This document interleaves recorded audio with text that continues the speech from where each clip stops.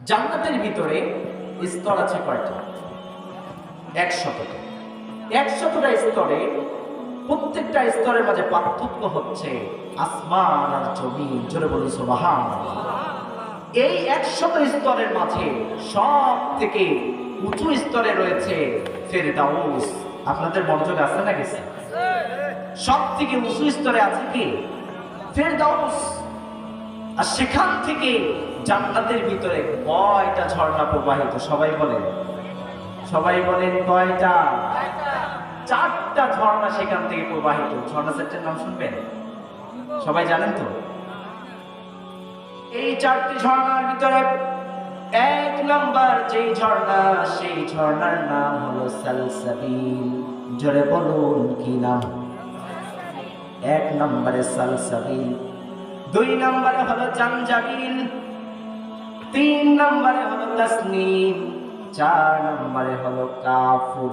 জোরে বলুন না সুবহানাল্লাহ।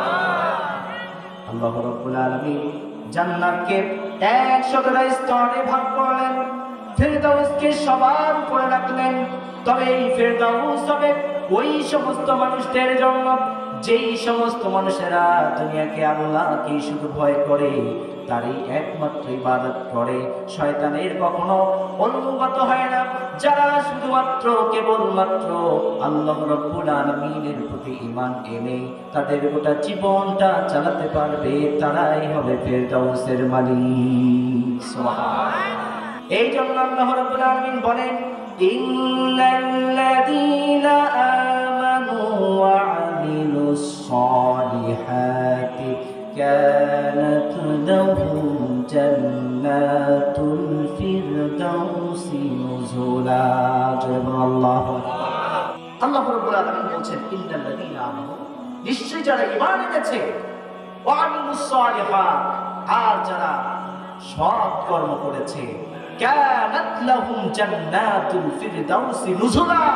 আল্লাহ রাব্বুল আলামিন তাদের জন্যই, তাদের অভ্যর্থনার জন্যই আল্লাহ তাআলা এই ফিরদাউসকে তৈরি করে রেখেছেন। যারা বলুন না সুবহানাল্লাহ। এই ফিরদাউসটা শেষ নয়। এই ফিরদাউসের পরে আল্লাহর হাবিব সাল্লাল্লাহু আলাইহি ওয়াসাল্লাম বলেন, ওয়া মিন ফাওকিহা ইয়াকুনুল আরশ। এই জান্নাতুল ফিরদাউসটা যেখানে রয়েছে, এর উপরেই রয়েছে আল্লাহর আরশ। সুবহানাল্লাহ। ফাইজা সাআলতু ফাসআলুল ফিরদাউস। এরপরে আল্লাহর হাবিব সাল্লাল্লাহু আলাইহি ওয়াসাল্লাম বলেন, ও আমার উম্মতেরা, যদি আল্লাহর কাছে তোমরা জান্নাত চাও, তোমরা জান্নাতুল ফিরদাউসটাই যাবে। সুবহানাল্লাহ। এখন বলুন তো, আমরা কোন জান্নাতটা পেতে চাই? সবাই বলেন, কোন জান্নাত পেতে চাই? এবার আসুন, আমি যেই কথাটার মধ্য থেকে আসছি, আল্লাহ তাআলা জান্নাতকে স্তরে স্তরে ভাগ করেছেন। একটা স্তর থেকে আরেকটা স্তরের দূরত্ব হচ্ছে আসমান এবং জমিন। এইভাবে করে আল্লাহ তাআলা এই জান্নাতটাকে কয়টা স্তরে ভাগ করেছেন? এবার আপনাদের কাছে আমার একটা প্রশ্ন, বলুন তো, জান্নাত কয়টা? সবাই বলেন, জান্নাত কয়টা? দীর্ঘদিন যাবত আমরা সকলেই জানি জান্নাত হলো 8টা আর জাহান্নাম হলো 7টা। আর এই কারণে আমরা সকলেই খুশি, যা হোক জান্নাতের সংখ্যা যেহেতু একটা বেশি, তো যা কিছুই করি না কেন আমরা জান্নাত যাবো, ঠিক না বেঠিক? আজকে আপনাদের সঙ্গে আমি একটু দ্বিমত পোষণ করি। আমি দ্বিমত পোষণ করি না, কোরআন এবং সুন্নাহর আলোকেই কথাটা বলি। জান্নাত হলো একটা। সবাই বলেন, জান্নাত কয়টা? জান্নাত হচ্ছে একটা, জাহান্নামও একটা। জান্নাতও একটি, জাহান্নামও একটি, কিন্তু জান্নাতের স্তর হলো 100টি। জোরে বলুন সুবহানাল্লাহ। আর এই 100টার ভিতরে আমরা যে 8টা জান্নাতের নাম জানতাম, এই 8টা হলো 8টা স্তরের নাম। জোরে বলুন সুবহানাল্লাহ। জান্নাতুল ফিরদাউস, জান্নাতুল মাওয়া, জান্নাতুল নাঈম, দারুস সালাম, দারুল কারার, দারুল মাকাম, এই সবগুলো হচ্ছে জান্নাতের এক একটা স্তর। জোরে বলুন সুবহানাল্লাহ। এইরকম কয়টা স্তর আছে? আর আমরা ওইটার নাম দিয়েছি জান্নাত। আটটা জান্নাত, আটটা না, জান্নাত একটা, কিন্তু জান্নাতের স্তর আটটা না, আবার জান্নাতের স্তর 100টা। সুবহানাল্লাহ। আমরা ছোট করে ফেলছি। আরে ভাই, জান্নাত আল্লাহ তাআলা এত ছোট ভাবে বানান নাই। গোটা পৃথিবীর সমস্ত মানুষকে জান্নাতে দেওয়ার পরেও জান্নাতের বিশাল এলাকা খালি থেকে যাবে, যদি বলুন সুবহানাল্লাহ। আপনি টেনশনে আছেন, আল্লাহ তাআলা আপনার উপর সন্তুষ্ট হলে জান্নাত দিতে পারেন কি পারেন না? সবাই বলেন, পারেন কি পারেন না? সেই জন্য আমরা আল্লাহর কাছে জান্নাত পেতে চাই কি চাই না? যদি পেতে চাই, কি করা লাগবে এটা পরে আসতেছে।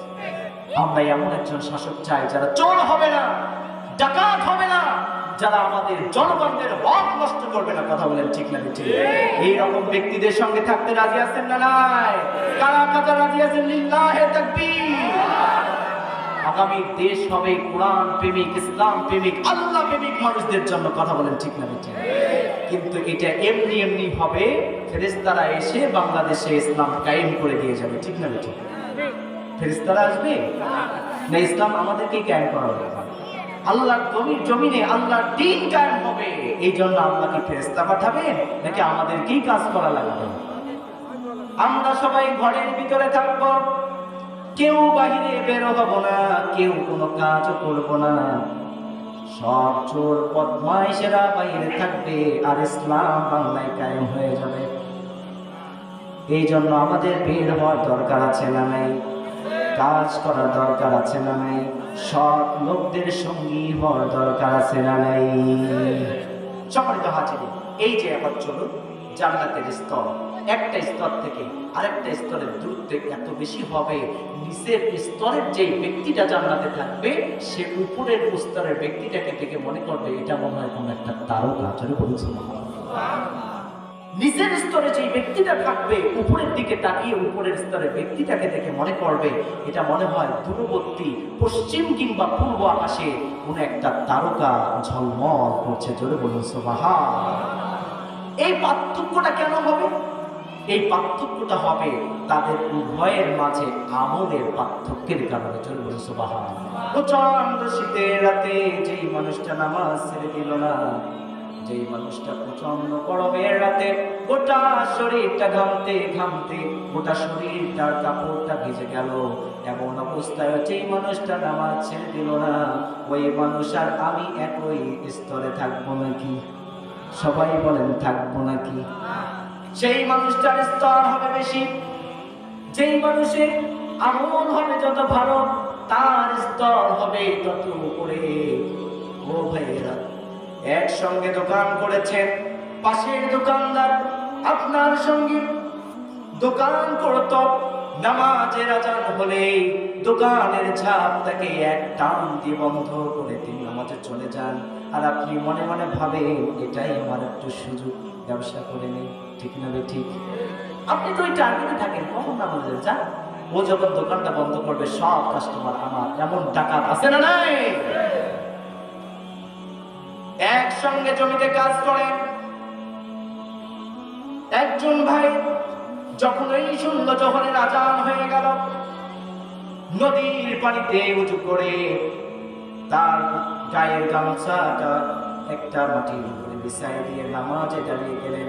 আর আপনি আপনার মতো করে কাজ করলেন, আপনার মতো করে সারাদিন কাজ করে জোহর হলো না, আসর হলো না, মাগরিব হলো না, এশা হলো না, রাতের বেলা এসে আল্লাহর নিয়ামত খেয়ে ঘুমায়ে পড়লেন। আর ওই মানুষটা জোহর পড়লো, আসর পড়লো, মাগরিব পড়লো, এশা পড়লো, আল্লাহর নিয়ামত খেয়ে আল্লাহর তাকে ইশারা দিয়ে যখন সে ঘুমায় গেল, আবার রাত্রিবেলা তাহাজ্জুদের সময় উঠে তাহাজ্জুদের নামাজ আদায় করলো। বলুন তো দেখি, তার স্তর আর আমার স্তর কি সমান? কখনো সমান হতে পারে? পশ্চিম কালে এটা সম্ভব নয়।